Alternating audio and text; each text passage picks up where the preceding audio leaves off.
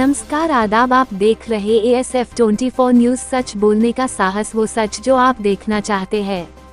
खबर है उत्तर प्रदेश के जनपद अमेठी से, जहां गौरीगंज में नारी शक्ति वंदन अधिनियम को लेकर एक महत्वपूर्ण बैठक का आयोजन किया गया, जिसमें बड़ी संख्या में महिलाओं ने उत्साहपूर्वक भाग लिया। इस कार्यक्रम का आयोजन प्रशासनिक स्तर पर किया गया, जिसमें गौरीगंज की महिला उप जिलाधिकारी SDM की विशेष उपस्थिति रही। बैठक में विभिन्न क्षेत्रों से आई महिलाओं, महिला अधिवक्ताओं, शिक्षिकाओं, महिला चिकित्सकों तथा सामाजिक कार्यकर्ताओं ने सक्रिय सहभागिता निभाई। इस कार्यक्रम का मुख्य उद्देश्य नारी शक्ति वंदन अधिनियम के प्रावधानों को विस्तार से समझाना तथा महिला आरक्षण के महत्व पर जागरूकता बढ़ाना रहा। इस दौरान महिला SDM ने अपने संबोधन में कहा कि नारी शक्ति वंदन अधिनियम महिलाओं को राजनीतिक रूप से सशक्त बनाने की दिशा में एक ऐतिहासिक कदम है। उन्होंने बताया कि इस अधिनियम के माध्यम से महिलाओं की राजनीति में भागीदारी सुनिश्चित होगी, जिससे निर्णय प्रक्रिया में उनकी आवाज और प्रभाव दोनों मजबूत होंगे। जबकि बैठक में मौजूद महिला वक्ताओं ने भी अपने विचार रखते हुए कहा कि लंबे समय से महिलाएं सामाजिक,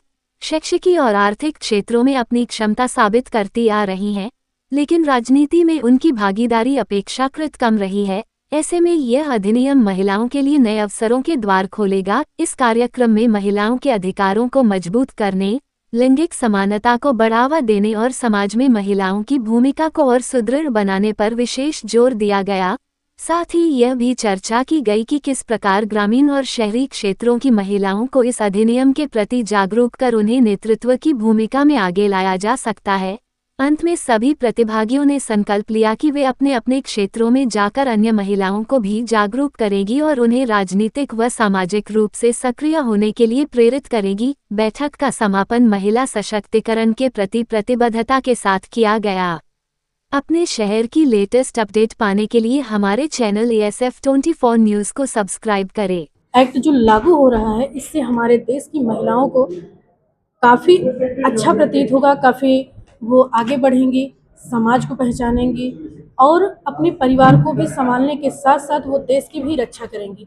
आज हमारी महिलाएं जो विभिन्न क्षेत्रों में हैं, जैसे खेल के क्षेत्र में, प्रतियोगिता के क्षेत्र में, विज्ञान के क्षेत्र में और यहाँ तक वायुसेना, जल सेना, थल सेना जो भी हैं सभी क्षेत्रों में हैं। यहाँ तक संसद में भी अब वो 33% आरक्षण में बैठेंगी और अपने विचार प्रस्तुत करेंगी।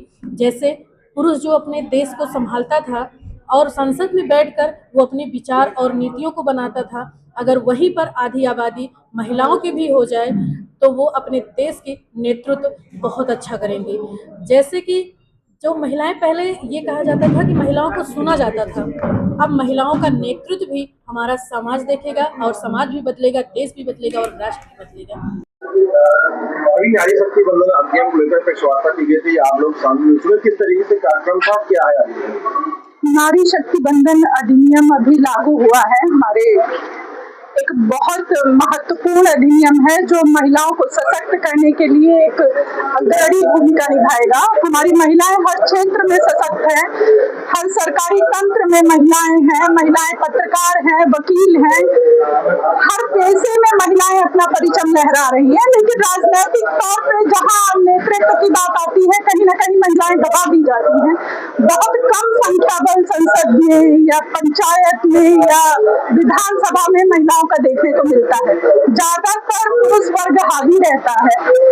और महिलाएं जैसे संवेदनशील मुद्दे जो होते हैं, महिलाओं की जो आम समस्याएं हैं, महिलाएं पुरुषों पर ही निर्भर हैं, जो सही तरीके से संसद में उठा नहीं जा सकते हैं। तो महिलाएं जो ये अधिनियम आया है, इसके तहत महिलाओं को 33% आरक्षण मिल रहा है, जिसमें सभी वर्ग की महिलाएं सम्मिलित हैं। इसका हर 15 वर्षीय रोटेशन है, जिससे SC ST से लेके OBC से लेके सामान्य वर्ग की सभी महिलाओं को लाभ मिलेगा। कोई जातिगत आरक्षण नहीं है। इसके लिए सरकार को मैं तहे दिल से आभार व्यक्त करती हूँ। महिलाएं जैसे अपने समाज में अग्रणी भूमिका निभा रही है, लोकतंत्र में भी उनका परचम लहराएगा और एक बेहतर परिवर्तन देखने को मिलेगा।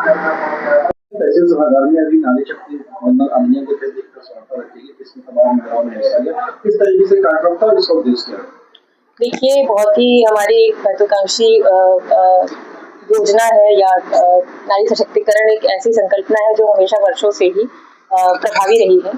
और इसी के क्रम में भारत सरकार और ने अधिनियम को पूरे बहस के उपरांत पारित किया है, जिसमें लोकसभा एवं राज्य विधानसभाओं में 33% आरक्षण का एक बिल पास किया है।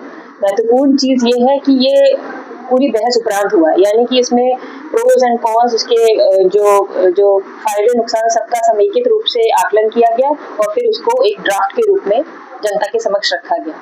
निश्चित रूप से जो चीजें नीति निर्माण में आएंगी वो नीति क्रियान्वयन में भी आएंगी, उसी का implementation as officers as public at large पे हम लोग कराएंगे।